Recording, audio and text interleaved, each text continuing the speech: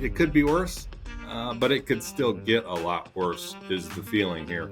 Hello, this is the Comstock channel. I'm Joe Camp. It's the second session of a short trading week following a rather surprisingly quiet Labor Day weekend. In part, it was quiet and surprising because we did not hear much from President Trump. In fact, there were some questions about his whereabouts and even some rumors circulating about his health until the White House called a press conference for midday Tuesday that did feature President Trump making a special announcement. The special announcement was that Trump spoke about this strike against a boat carrying drugs to the United States from Venezuela. There were among many issues covered, talk about tariffs as well, and that was certainly part of the news cycle late last week heading into this current week. Not only that, but the meeting taking place this last weekend between President Xi Jinping of China, the leader of India, as well as Vladimir Putin.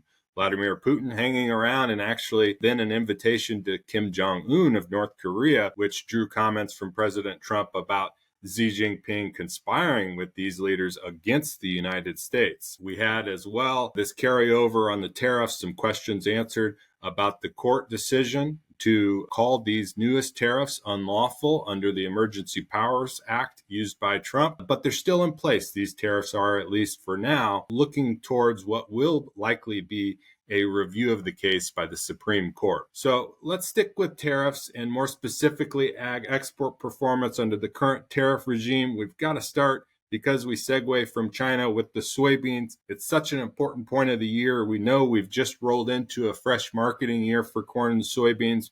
So we can not only look at how the old crop programs finished out, but we can also take stock of how new crop commitments are going. And for soybeans, we know that's the big concern. They have flatlined for China, but we can see here that other countries have been stepping up. That red line is well ahead of a year ago for the last marketing year and not far from the 5-year average. But again, China missing now for the new crop. What's that going to mean going forward? We see that there are roughly 300 million bushels of new crop soybean exports on the books by this point, but we're also heading towards October, and that month usually seeing anywhere from 50 to 100 million bushels of shipments per week. And so most of that, of course, in the early fall, normally headed to China. One thing that we're going to look for is a shift of the focus towards getting corn out of the country. We are lucky in that we have so far sustained a record pace for new crop corn sales, which are just about double from where they were a year ago. And these are our same 5 customers lately: Mexico, Japan, South Korea, Colombia, and Spain for the top 5.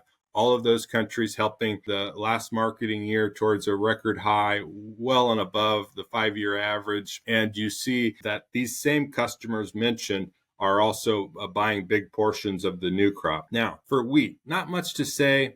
We are looking at a different marketing year than corn and soybeans, one that started in June, but so far so good. You can see we're ahead of pace. We look at the cumulative sales total for all wheat, and it's up 23% from a year ago versus what the USDA predicts will be a 6% increase for the export target this season. So wheat is one, like corn, where we think low prices are what spurred this additional demand lately.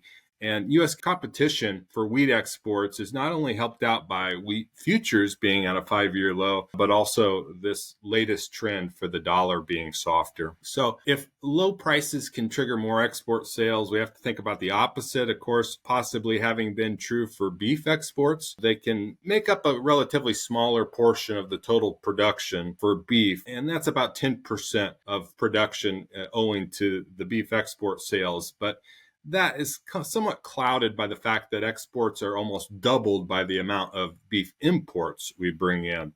So, of course, those are different cuts and different dynamics that we have now for beef relative to tariffs, like what we've got against Brazilian beef, for example. I want to end with pork exports. They're arguably a much more important component of the hog market than beef exports are for cattle.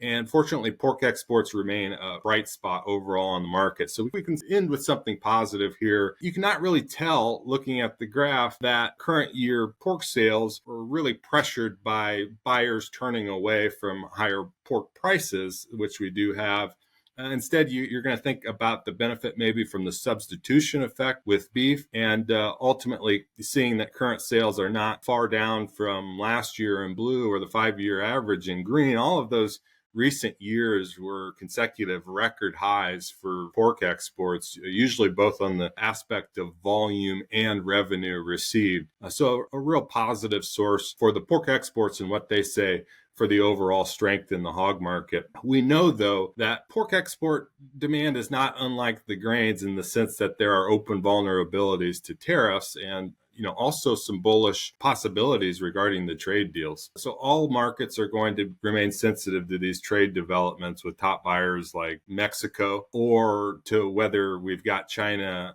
returning their demand anytime soon, or if that just totally disappears as well. Judging the ag export performance to date, it could be worse.